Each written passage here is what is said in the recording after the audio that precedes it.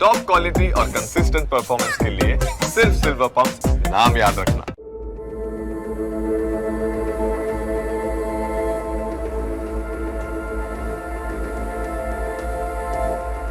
News કેપિટલના સર્વે દર્શક મિત્રોને જય અંબે। આજે આપણે જે એક નવી શરૂઆત કરીએ છીએ જ્યોતિષશાસ્ત્રમાં, અને તે છે લાલ કિતાબ। લાલ કિતાબ જે છે તે આપણા ત્યાં કેટલાક રાજ્યોમાં ખૂબ સારી રીતે એનું પ્રચલન છે, પરંતુ શરૂઆતમાં એનો વિરોધ બહુ થયો। તો એ અંગેની ચર્ચા કરીએ તે પહેલાં થોડુંક પ્રારંભિક સમજીશું। પૂર્વજન્મના જે કર્મો છે એ આ જન્મે માનવની કુંડળીમાં એ પ્રારબ્ધ તરીકે આવે। આપણા જન્મ સમયે જે કુંડળી બને આપણી, એ પ્રારબ્ધ કર્મો છે। એ ગત જન્મના કર્મોનું અસર એમાં દેખાય। પ્રારબ્ધ એ પુરુષાર્થથી પ્રાપ્ત થાય છે। તો જે પુરુષાર્થ છે એ પ્રારબ્ધ બે પ્રકારના છે। એક છે તે દ્રઢ પ્રારબ્ધ। શ્રીમદ ભગવદ્ ગીતામાં ભગવાન શ્રી કૃષ્ણએ કર્મયોગની વાત કરી, એમાં 3 પ્રકારના કર્મો બતાવ્યા। જ્યોતિષની દૃષ્ટિએ આપણે એને સહજ રીતે 2 વિભાગમાં વહેંચી દઈએ। એક છે તે દ્રઢ પ્રારબ્ધ અને બીજું છે એ અદ્રઢ પ્રારબ્ધ। અદ્રઢ પ્રારબ્ધ છે એ પુરુષાર્થથી બદલી શકાય, કારણ કે વ્યવહારમાં ઘણા બધા લોકો મળે છે ત્યારે કેટલાક એવું કહે છે કે અમે પુરુષાર્થમાં માનીએ છીએ અને અમે પ્રારબ્ધમાં બહુ માનતા નથી, પરંતુ એમ નથી। પુરુષાર્થ છે એ તમને 30% જ વળતર આપી શકે। એક મજૂર અતિ પુરુષાર્થ કરે છે પણ ક્યારેય 2 પાંદડે થતો નથી। અને બીજું છે એ અદ્રઢ પ્રારબ્ધ, જે પુરુષાર્થથી બદલી શકાય તે 30%, અને 70% છે એ દ્રઢ પ્રારબ્ધથી તમે પરિવર્તન કરી શકો। દ્રઢ પ્રારબ્ધ પુરુષાર્થથી બદલાતું નથી, એ આપણે ભોગવવું પડે અથવા એ ઘટનાઓ બને। અદ્રઢ પ્રારબ્ધને બદલવા માટે આપણે જ્યોતિષ શાસ્ત્રનો ઉપયોગ કરી શકીએ। એટલે વિશ્વભરમાં જ્યોતિષ જુદી જુદી રીતે જોવાય છે, પછી એ પશ્ચિમના દેશો હોય કે ગમે તે। ક્યાંક એવું વાંચવામાં આવ્યું છે, મારે ઘણું બધું વાંચન છે એટલે અત્યારે રેફરન્સ યાદ નથી, પણ હિટલર મહાયુદ્ધ થયું ત્યારે એની સાથે એક જ્યોતિષી રાખતો હતો। તો કયા સમયે કયા કાર્યો કરવા એ પ્રકારનો જે નિર્ણય લેવાનો છે એ અદ્રઢ પ્રારબ્ધના નિર્ણયો, એમાં તમને જ્યોતિષે ઉપયોગી બને। માનવ પોતે જ પોતાના ભાગ્યનો ઘડવૈયો છે, આપણે આવું સ્વીકારીએ છીએ। પુરુષાર્થ કરવાથી શું મળે તો કે માન મળે, સન્માન મળે, નામ મળે, વિકાસ મળે, આર્થિક સુખ તથા સુખ પ્રાપ્તિ માટેના જુદા જુદા પ્રકારના તમને એ પરિણામો મળી શકે, જે પ્રારબ્ધ ઉપર, તમારા પુરુષાર્થ ઉપર આધારિત છે। બાકીના જે છે, દાખલા તરીકે જન્મ લેવો, ક્યારે લેવો, કઈ તારીખે લેવો, કોના ઘરમાં લેવો, પછી છે તે બીજું મૃત્યુ, ત્યાર પછી છે તે માંદગી, માતા પિતા સાથે મનમેળ, સંતાન સુખની પ્રાપ્તિ અપ્રાપ્તિ, આ બધું એ દ્રઢ પ્રારબ્ધ અનુસાર મળે છે, જે ગત જન્મના કર્મોને આધીન આપણા જન્મકુંડલીમાં આવે। જ્યોતિષ શાસ્ત્ર સારા અને નરસા સમયની વ્યક્તિની આગાહી કરે, અને તે સુખનો આનંદ કે દુઃખનો સામનો કરવાની તૈયારી કરી શકાય માટે તમારે જ્યોતિષનો સહારો એ લેવો જોઈએ। અરબી ભાષામાં અનેક ગ્રંથોની રચના થઈ, એમાં એક ઉર્દુ ભાષામાં લખાયેલો ગ્રંથ, અને તે છે તે લાલ કિતાબ। ખૂબ વાદ વિવાદનો વિષય બન્યો, પરંતુ જ્ઞાન, વિજ્ઞાન, વિદ્યા, તકનિકી સંશોધન ને ભાષા કે ધર્મ એનું કોઈ બંધન નડતું નથી। લોકહિતને જો આવા બંધનો આપણે મૂકીએ તો લોકહિતને અવરોધક બને। માટે આપણે જ્યારે જ્ઞાનની વાત કરીએ, જ્યોતિષશાસ્ત્રની વાત કરીએ, ત્યારે ઉર્દુ ભાષામાં લખાયેલો ગ્રંથ એ ભાષા ટ્રાન્સલેશન બદલાય અને એના થોડા સિદ્ધાંતો એ અનુભવને આધારે જુદા પ્રકારના હોઈ શકે, પરંતુ એ પણ એટલો જ ઉપયોગી છે, કારણ કે એમાં જે બતાવ્યા છે ઉપાયો એ સહજ છે અને એટલે આપણે એ કરવું જોઈએ. માટે આપણે આ વિષયને પણ અહીંયા આવરી લીધેલ છે. જન્મકુંડળી એ જીવનનો નકશો છે. જન્મ સમયના ગ્રહો અને નક્ષત્રોના સ્થાન દર્શાવતો જે નકશો, એને આપણે જ્યોતિષમાં જન્મ લગ્ન અથવા જન્મ લગ્ન કુંડળી કહીએ છીએ. તો લગ્ન એટલે જન્મ સમયે આકાશમાં ગ્રહો, નક્ષત્રો, તારાઓ એ જ્યાં જ્યાં સ્થિત હતા એ સમયે આપણે જન્મ્યા, કારણ કે ત્યારે આપણા પ્રારબ્ધ કર્મો જે છે એ ગત જન્મના કર્મો એ ફળીભૂત થયા. કેટલાક લોકો ગત જન્મના અને આવતા જન્મ વિશેના એ તર્ક વિતર્ક કરે છે, પણ ભગવાન શ્રી કૃષ્ણ એ શ્રીમદ ભગવદ્ ગીતામાં એનો સ્વીકાર કરે છે અને પુનર્જન્મ અને ગત જન્મની વાતો એ કરે છે અને એમાં કર્મની વાત કરે છે. માટે આપણે એ સ્વીકારવું રહ્યું. ઉર્દુમાં જે ગ્રહો છે આપણા 9, એ 9 ગ્રહો એના એ જ છે, પણ એના નામ થોડા ઉર્દુમાં આપ્યા છે. આપણે અહીંયા આપણા જ નામનો ઉલ્લેખ કરીશું, પણ જાણ ખાતર એમ કહીએ તો સૂર્ય છે એને ઉર્દુમાં આફતાબ કહેવાય, ચંદ્ર છે એને કમર અથવા મા કહેવાય, મંગળ છે એને બેહરામ કે મારિક કહેવાય, બુધ છે એને તીર અથવા ઉતારદ કહેવાય, ગુરુ છે એને મુસ્તરી કહેવાય, શુક્ર છે એને જુહરી કહેવાય, પછી શનિ છે એને કેદવાન અથવા જુદુલ કહેવાય, રાહુ છે એને રાસ કહેવાય, કેતુ છે એને જનબ કહેવાય. આ બધા નામો એ ઉર્દુ ભાષાનું ટ્રાન્સલેશન છે. આપણે એને સૂર્ય, ચંદ્ર, મંગળ એ રીતે જ લઈશું. અહીંયા ગ્રહોના દેવો બતાવ્યા કે જુદા જુદા ગ્રહોના કયા દેવ છે, તો કે સૂર્યનો જે દેવ છે તે વિષ્ણુ છે. તમારે સૂર્ય નબળો હોય કુંડલીમાં, નીચનો હોય, આવું બધું જ્યોતિષીઓ કે ત્યારે વિષ્ણુ ઉપાસના કરો. રીમ વિષ્ણવે નમઃ મંત્રના જપ કરો, પુરુષ સૂક્ત સાંભળો, આ ઉપાય કરી શકાય. બીજો ગ્રહ છે તે ચંદ્ર. ચંદ્ર શિવજી મહારાજે એ માથા ઉપર ધારણ કર્યો છે. તમે શિવ સ્વરૂપને સાકારમાં જુઓ તો એમના શિર ઉપર એ અર્ધચંદ્ર છે. માટે ચંદ્રના જે અધિષ્ઠાતુ દેવગણમાં તે શિવ ગણવા. બીજો છે મંગળ. તો મંગળના અધિષ્ઠાતુ દેવ અને એ હનુમાન છે. પણ જેની મેષ રાશિ છે એમને મંગળ ખરાબ હોય, મંગળ દોષ હોય તો એમને માટે હનુમાનજી. પણ જ્યારે વૃશ્ચિક રાશિનું અસર હોય તો વૃશ્ચિકના માલિક તરીકે મંગળ હોય તો એને આપણે ભૈરવની ઉપાસના બતાવી શકીએ. પછી છે બુધ છે. તો બુધ માટે દુર્ગા માતા છે. એમાં માતાનું કોઈ પણ સ્વરૂપ તમે લઈ શકો, ચામુંડા છે કે બીજા બધા દેવ માતાજીઓ. ગુરુ છે એના જે દેવ છે તે બ્રહ્માજી છે. શુક્ર છે તેના દેવ છે તે મહાદેવી લક્ષ્મી, મહાલક્ષ્મી છે. અને ત્યાં શ્રી વિદ્યા તંત્ર આવે, જે તંત્રનું ઉપાસના કરતા હોય, બધા તો ન કરી શકે, પણ એ મહાલક્ષ્મીની ઉપાસના મહાલક્ષ્મી સ્તોત્ર અથવા તો શ્રી સૂક્તથી કરી શકે.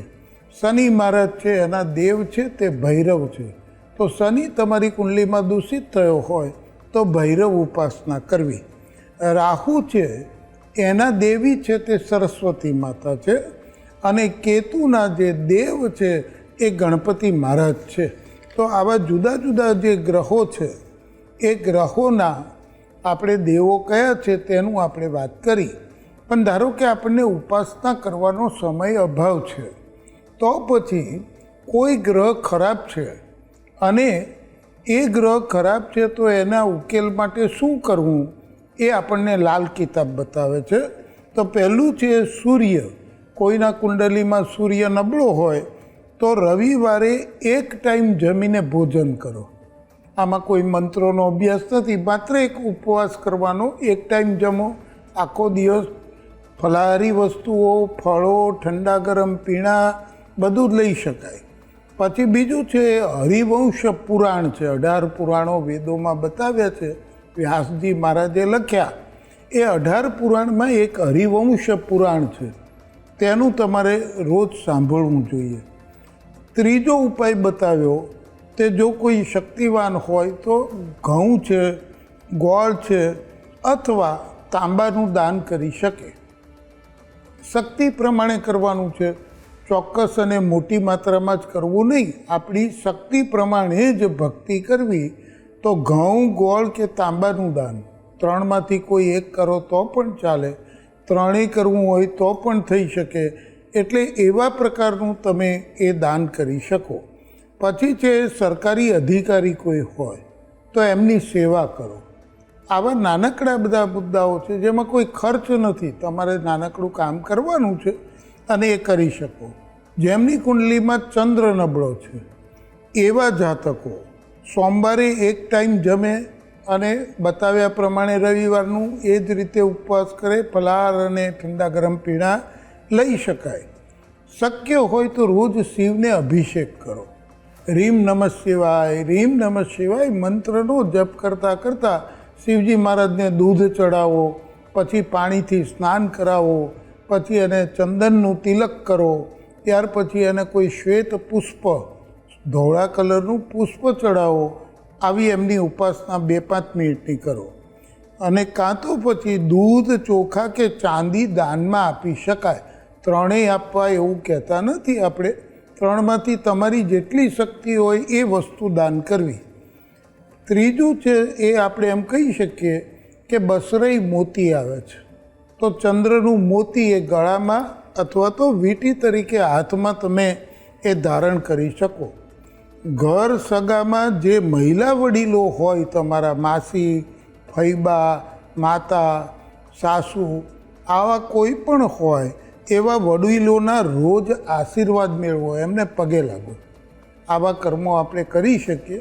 આપણી પ્રતિષ્ઠા પણ વધે અને તમે બીજી બાજુએ વડીલોને માન આપો તો નબળો ચંદ્ર છે એ સબળ બને.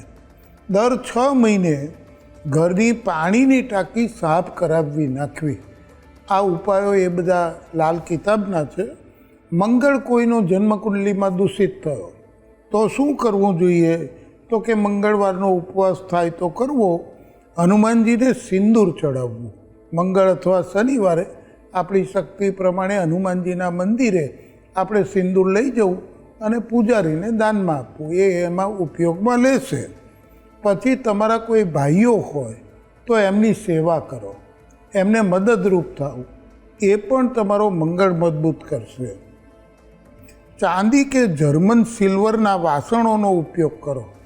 કોઈની કેપેસિટી નથી, શક્તિ નથી એમની, તો એ ચાંદીનો હોય તો જર્મન સિલ્વર આવે છે, એના જે ઉપયોગ છે જુદા જુદા વાસણોનો એ પોતાના જીવનમાં કરી શકે. જમવામાં, પાણી પીવામાં એનો પ્યાલો કે કોઈ એક વસ્તુ એવી વાસણ રાખો કે જેનો ઉપયોગ તમે કરી શકો. તો એ ચાંદી ન લઈ શક્યા હો અને ચાંદીનું વાસણ ઘરમાં ન હોય તો પછી તમે જર્મન સિલ્વરનો ઉપયોગ કરી શકો. પછીનો ગ્રહ છે તે બુધ છે. જ્યારે બુધ તમારી જન્મકુંડલીમાં એ દોષિત હોય, નબળો હોય, આવું જ્યોતિષી કહે તો બુધવારના ઉપવાસ એક ટાઈમ ભોજન કરીને કરી શકાય. કોઈ પણ પ્રકારના લીલી વસ્ત્ર અથવા વસ્તુ એ તમે દાનમાં આપી શકો. બકરી કે પોપટને પાળી શકો. બકરી અથવા પોપટ એને તમે પાળી શકો, ઘરમાં રાખી શકો. પછી છે કે હીરા કે કિન્નરો ને લીલી બંગડી અથવા કપડાનું દાન કરો. આપણે ત્યાં જે માસીબા કહેવાય એમને લીલા કપડાનું કે બંગડી લીલી હોય તેનું દાન કરી શકાય.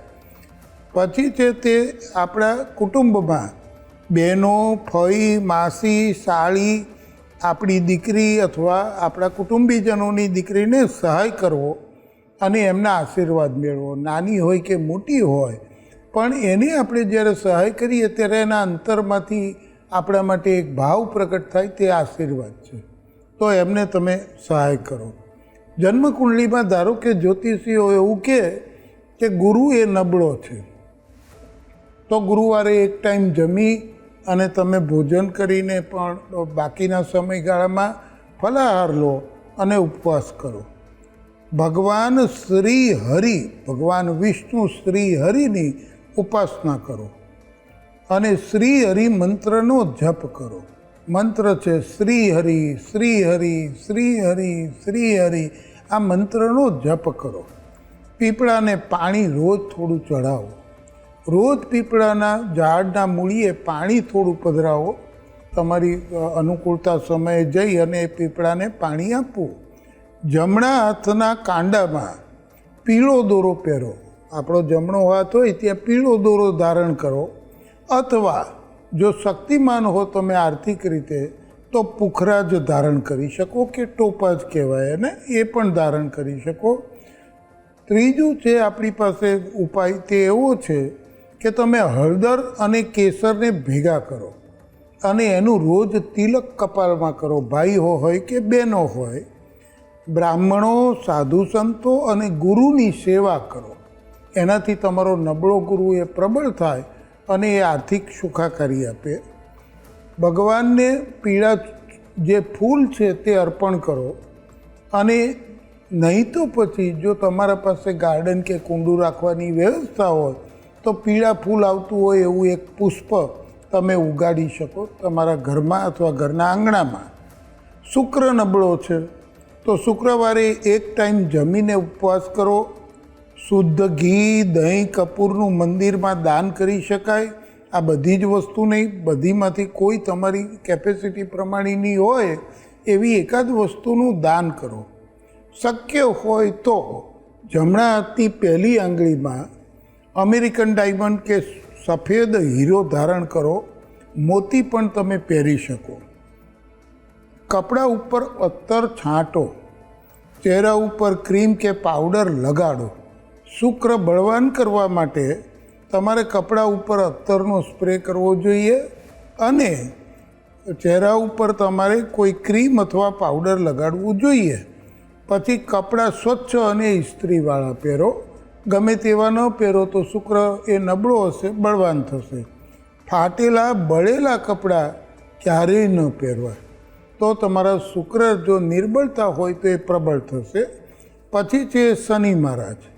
શનિ હોય નિર્બળ અને એ આપણને કષ્ટ આપતો હોય, કોઈને પનોતી ચાલતી હોય તો શનિવારના ઉપવાસ કરો. પછી બીજું છે એ ભૈરવની પૂજા કરો. તેલ અથવા તલનું દાન કરો. શક્ય હોય તો તેલ અથવા તલનું દાન કરો. રાઈનું તેલ લગાડીને રોટલો કૂતરાને કે કાગડાને ખવડાવવો જોઈએ. આપણે મસ્ટર્ડ ઓઇલ કહીએ છીએ તેવું કોઈ ઓઇલ હોય એ રોટલા ઉપર, એટલે પછી એ ઘઉંનો હોય, બાજરી, જુવાર જેનો હોય એનો, પણ એ રોટલા ઉપર તમારે તેલ લગાડી દેવાનું, મસ્ટર્ડ ઓઇલ, અને પછી કાગડાને કે કૂતરાને ખવડાવવાનું છે.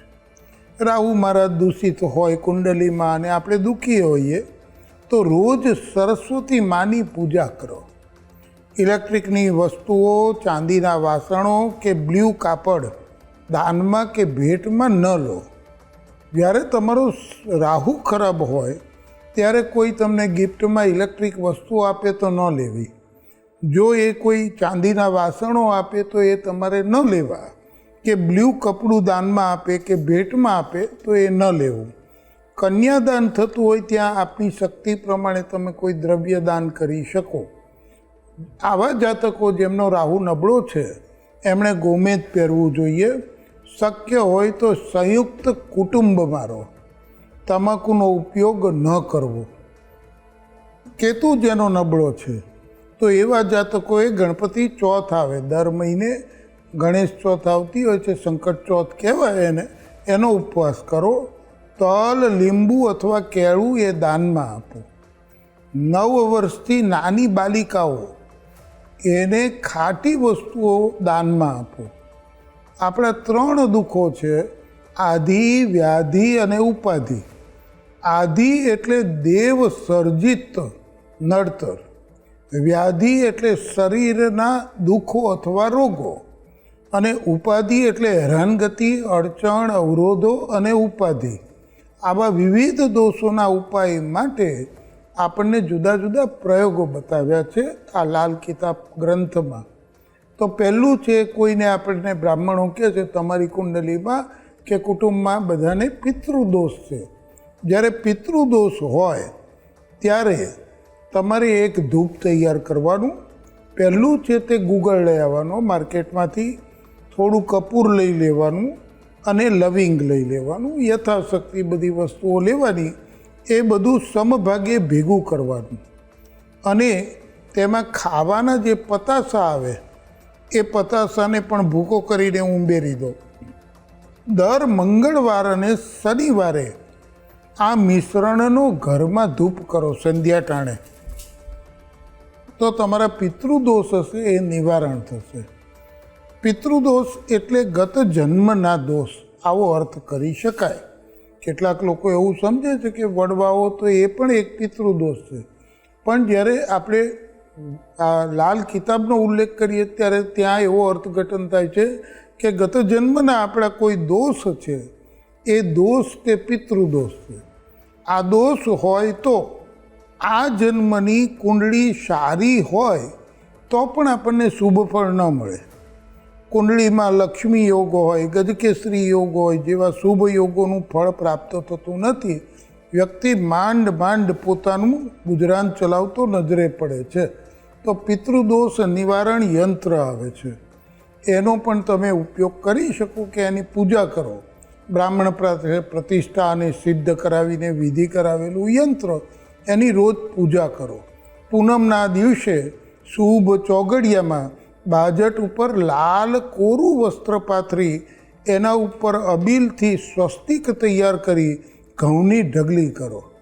આ ઢગલી ઉપર સ્વસ્તિકના મધ્ય ભાગે એક તાંબાનો લોટો મૂકો.